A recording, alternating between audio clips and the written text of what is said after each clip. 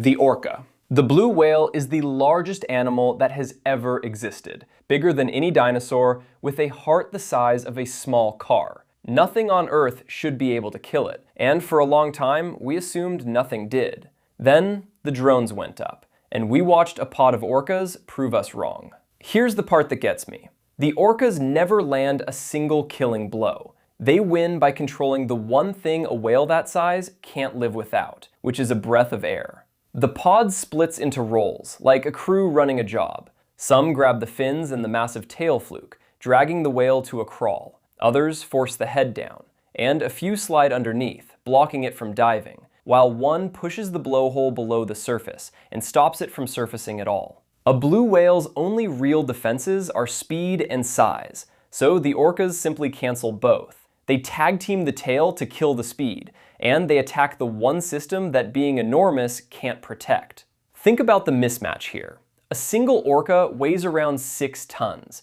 An adult blue whale can top 150. That's prey outweighing any one hunter roughly 25 to 1, undone by not being allowed to come up for air. The largest heart that has ever beaten, stopped by a group project. 6 tons against 150. The size of the hunter stopped mattering the second there were enough of them. The gray wolf.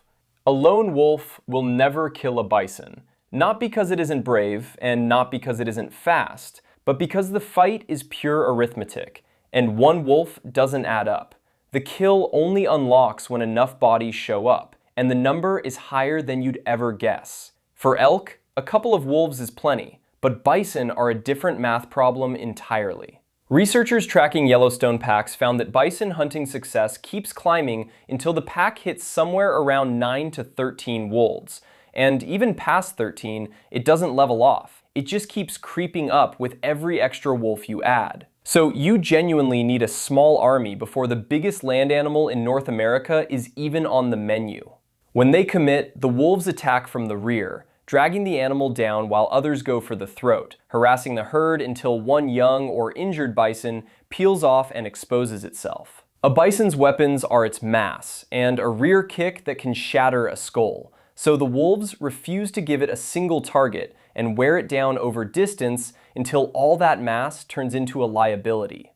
And most of the time, it still fails. Most bison hunts end with the wolves going hungry. But when it works because of a number, not a muscle. One wolf sees lunch. 13 wolves see a plan. A bison outweighs a wolf 20 to 1. On paper, that's not a fight. On paper is exactly where these animals stopped keeping score. The lion. An elephant is supposed to be untouchable. It's the largest land animal alive, and the standard wisdom says nothing hunts a full-grown one. One pride in Botswana didn't get the memo. In the Savuti region of Chobe, a pride worked out how to bring down elephants, and they only attempted under one very specific condition, which turns out to be the entire reason it works. They hunt at night.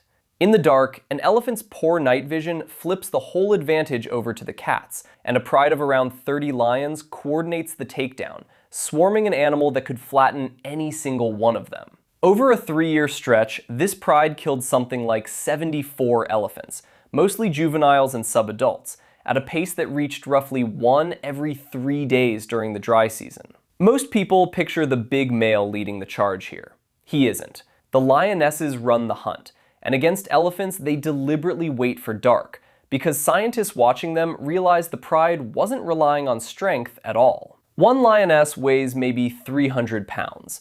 A young elephant they target can already run into the thousands. So 30 of them are ganging up on something that outweighs each of them many times over. And the only reason the numbers work is the sun going down. They didn't get stronger. They just started hunting after sundown. And the biggest animal on land became a schedule. Real quick, if you're enjoying learning about creatures like this, I post new animal deep dives regularly, and subscribing really helps. Thanks. The army ant. On its own, a single army ant is almost nothing. Nearly blind, a few millimeters long, light enough to blow off your hand. You could ignore one without a second thought. You can't ignore 500,000 of them moving across the forest floor as one solid wall. And here's the strange part. There's no general, no commander, no plan being handed down from the top. So how does a leaderless mob hunt like a single organism? An Eciton burchelii colony runs from 300,000 workers up past 1 million, and when it raids, the front fans out into a broad advancing dragnet. They flush prey out of the leaf litter and bury it under sheer numbers, and the mature colony can take up to 500,000 separate prey items in a single day, up to and including frogs and other small vertebrates. Torn apart by insects, you could crush with a fingertip. The coordination comes from chemistry, not orders. Each ant just follows a simple rule about the scent trail in front of it. But stack 1 million simple rules on top of each other, and the whole swarm starts behaving like one intelligent hunter, even though not a single ant has any idea what the hunt is. The floor itself becomes the predator. No brain in charge, no plan on paper, just 1 million tiny knives quietly agreeing on a direction. 6 tons couldn't save a blue whale. A few grams times 1 million doesn't need to be strong. It just needs to agree. The Harris's hawk. Everything your gut tells you about hawks says solitary killer, a lone silhouette on a fence post, hunting alone, sharing with no one. So this one breaks your brain a little, because the Harris's hawk built a society instead, and it's the only raptor in North America that hunts in a coordinated team. And when its prey runs, the hawks pull off something no single bird ever could. They form teams of 2 to 6, and against a jackrabbit, they run a relay. One bird takes the lead and pushes the rabbit hard, and as it tires, it drops back while a fresh, rested bird slides into the front and keeps the pressure on. It's a tag team aerial pursuit, a relay race where the baton happens to be a terrified rabbit. And the payoff shows up in the numbers. Hunting success jumps from around 45% for a pair up to about 85% for a group of 4 to 6. Hawks are supposed to be loners. Turns out one desert raptor rewrote the whole rulebook and started hunting in packs, which 40 years of assumptions did not see coming. The reason it works is simple. A jackrabbit can be twice a single hawk's size, and it can outrun any one bird over a long enough sprint. So the hawks stop trying to be faster and start trading shifts instead. The rabbit can outrun any one of them. It can't outrun a shift change. Alone, none of them could finish it. Together, the size gap becomes a scheduling problem, not a physical one. The Nile Crocodile. Picture a wildebeest at the edge of the Mara River, trying to survive open water it has no business crossing. Waiting for it, there's an animal most people write off as too primitive, too cold-blooded, too dumb to work with others. They assume wrong. When the Great Migration hits the river, Nile crocodiles gather in numbers, and something weird happens. They mostly stop fighting each other, tolerating a loose kind of cooperation, and feeding side by side instead of squabbling. And when 2 of them grab the same wildebeest, they do something that looks a lot like teamwork, even if neither one planned it. One crocodile clamps onto the carcass and rolls. A second grabs the opposite end and rolls the other way. This is the death roll, the crocodile's signature move, and the reason it exists is that a crocodile physically can't chew. The spin is how it turns a bite into a clean tear, and 2 crocs spinning opposite directions multiply that force, with 0 communication required. One death roll can already dismember prey. Add a second croc rolling the other way, and a full-grown wildebeest comes apart in seconds. The common version of the story says crocodiles are mindless, solitary ambushers who'd sooner eat each other than share. During the migration, they line up and feed together, which for a reptile is about as close to a group hug as it gets. 2 ancient reptiles, spinning in opposite directions, running the oldest butcher shop on Earth. The Spotted Hyena. A Cape buffalo can kill a lion. It weighs the better part of a ton, it's armored in muscle, and it fights back hard enough to send predators to an early grave. A clan of spotted hyenas takes it anyway. And they don't do it with one dramatic pounce, because hyenas don't stalk and ambush like cats do. Their weapon is something far more patient, and honestly, far more uncomfortable to watch.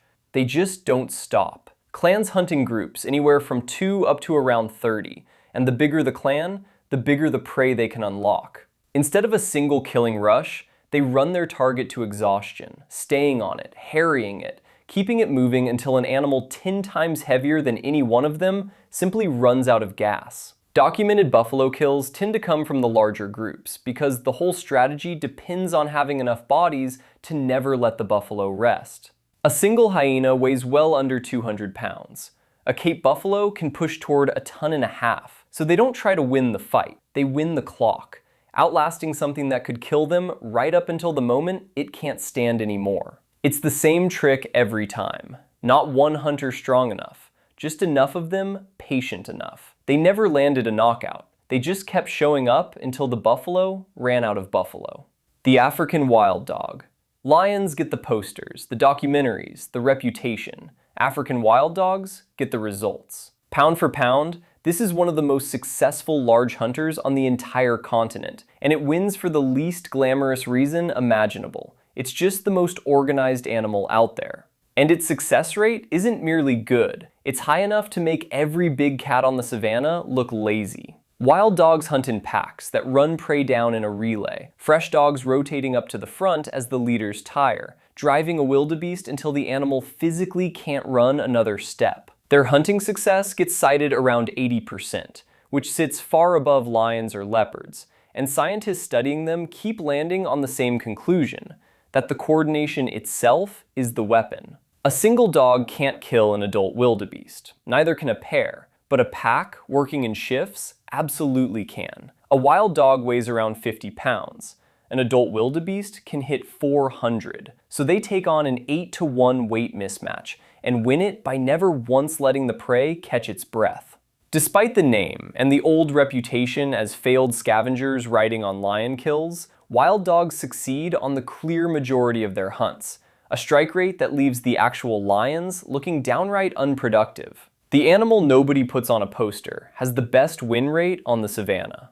The giant otter. A black caiman eats otters. That's the natural order in the Amazon.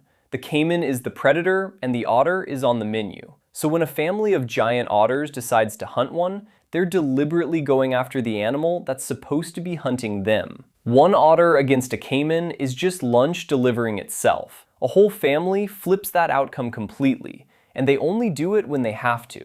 Giant otters live in tight family groups of 2 to 10, built around a single breeding pair, and genuinely coordinated hunting mostly shows up when a target is too big for one otter to handle alone, like a small anaconda or a juvenile black caiman. When they commit, they mob it from every side at once, a churning pile of otters swarming a living tank, attacking together so the caiman never gets a clean angle on any single one. There are documented cases of otter groups defeating large black caiman outright, and groups have even been filmed mobbing jaguars off their territory. One giant otter can reach 6 feet from nose to tail. A black caiman can be twice that, armored like something built in a factory. So the otters don't fight it one-on-one. They turn it into a problem with no safe side, the way a mob of neighbors handles something none of them could handle alone. The animal on the caiman's menu becomes the one holding the menu. The Humboldt Squid. This is the one that sticks with you. Not because it's the biggest thing on this list, but because when Humboldt squid hunt together,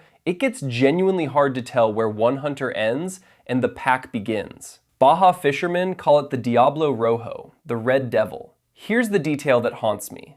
Mid-hunt, in the dark, they flash, their bodies pulsing red to white to red again, and researchers think it's a form of communication, the squids signaling each other through the black water while they work. They hunt in packs that can number in the hundreds to the thousands, and in a frenzy, they'll even turn on each other. Scientists have watched the strobing for years and still can't fully read what any given flash means, which is a reassuring thing to know about a swarm of person-sized predators. One Humboldt squid can already reach the size of a grown adult. Gather them by the thousand and you get a hunting force that moves through the dark as a single coordinated wave.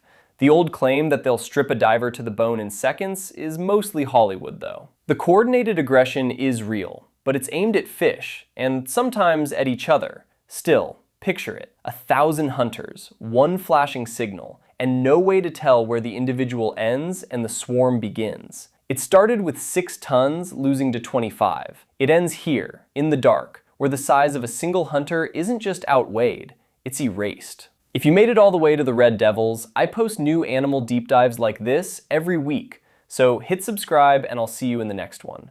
Thanks for watching.